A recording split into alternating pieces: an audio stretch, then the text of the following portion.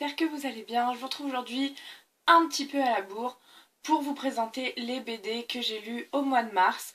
C'est encore une fois une sélection que de comics parce que c'est vrai que j'en lis beaucoup en ce moment.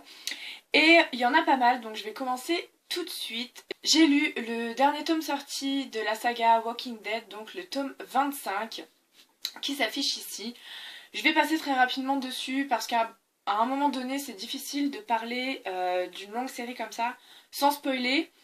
Mais voilà, la dernière fois que je vous parlais de Walking Dead, si vous vous souvenez bien, j'aimais beaucoup la tournure que prenait l'histoire, les événements, etc. Ça a vraiment pour moi relancé la série. Et ce tome-là reste dans cette veine, surtout après la fin incroyable du tome 24. J'étais très pressée de lire le tome 25 et ça ne m'a pas déçue. Je suis vraiment contente de la façon dont l'histoire évolue, contrairement à la série télé qui m'énerve un petit peu.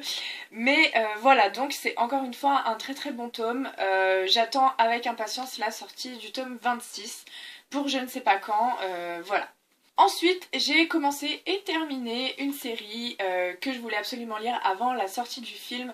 Il s'agit de Suicide Squad, dont la couverture du premier tome s'affiche ici.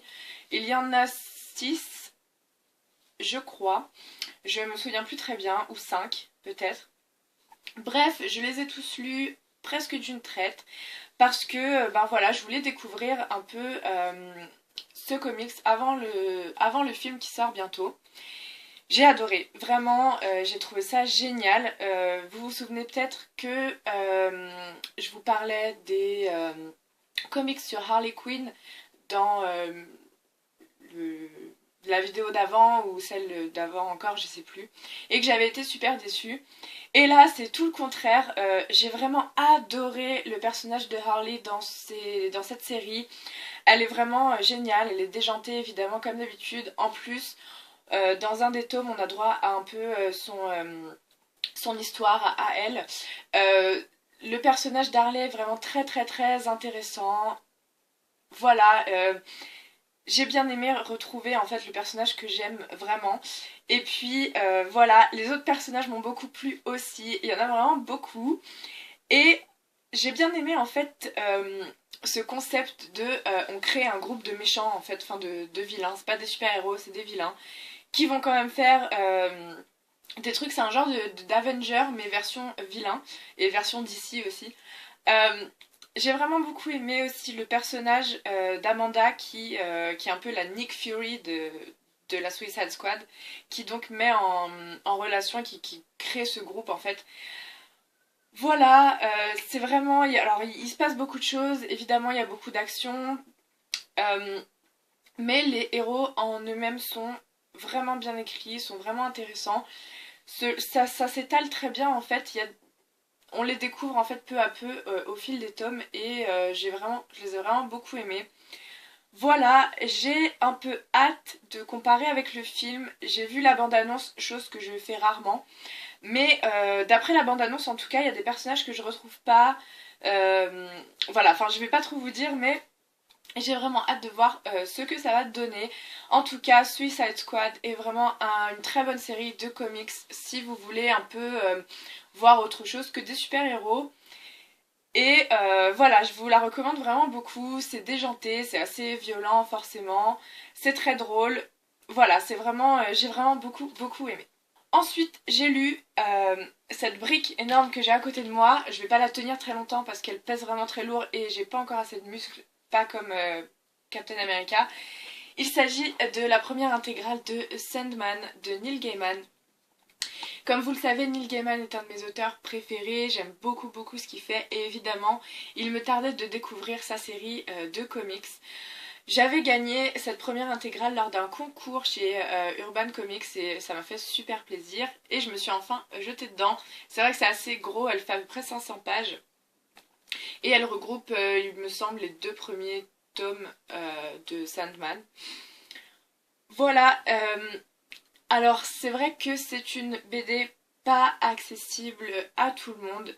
L'univers est très noir, il y a beaucoup de personnages. J'ai un peu eu de mal à rentrer dedans au début parce que voilà, il y avait plein de choses qui se passaient en même temps. plein de personnages qui avaient plus ou moins une importance, donc je savais pas trop en fait. Et finalement j'ai réussi peu à peu à rentrer dedans. J'ai vraiment bien accroché, c'est un univers qui me plaît vraiment beaucoup. Euh, c'est l'histoire du maître des rêves en fait, le Sandman, qui a été capturé pendant 70 ans et qui finalement retrouve sa liberté. Et donc du coup, il va un peu se venger et il va surtout partir à la recherche de ce qu'on lui a volé. Voilà. J'ai vraiment beaucoup aimé ce personnage. On a souvent décrit ce comics comme un comics pour intellectuels. C'est vrai qu'il y a beaucoup de dialogues, il y a beaucoup de réflexions assez profondes. C'est très noir, mais c'est très intéressant, c'est très développé comme univers. L'écriture de Neil Gaiman est vraiment très belle.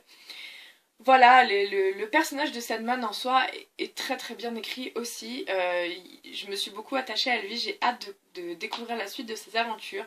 On rencontre aussi le personnage de la mort qui est en fait sa sœur, qui est une femme assez cash, ouais, qui a de la prestance. J'ai bien aimé ce personnage-là aussi. Voilà, alors c'est vrai que ça part un peu dans tous les sens. Il y a quand même 500 pages, donc c'est assez gros. Mais c'est vraiment très intéressant, ça vaut le coup qu'on s'y accroche et j'ai super hâte de lire la suite. Et enfin, j'ai commencé une série qui est très très très connue des amateurs de comics et qui est assez longue aussi. Il s'agit de Fable de Bill Willingham, dont je vous mets le premier tome ici. J'ai lu les 3 premiers, il me semble que c'est une série qui en comporte 25 ou 26 je crois, donc j'ai le temps de voir la fin. Et comme son titre l'indique, c'est donc une plus ou moins des réécritures. Enfin, c'est pas vraiment une réécriture de contes, mais ce sont les personnages des contes de fées qui sont dans un univers. Donc il s'est passé quelque chose et ils vivent maintenant à Fableville.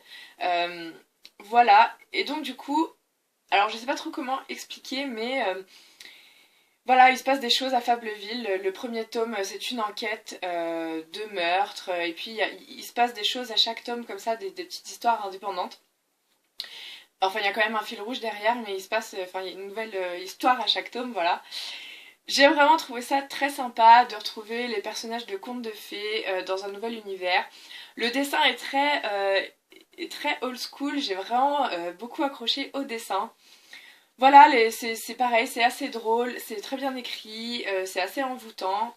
Et puis voilà, encore une fois, c'est très sympa de voir ces personnages-là. On a Blanche-Neige, on a le grand méchant loup, on a Boucle d'Or, Barbe Bleue, La Belle et la Bête, etc.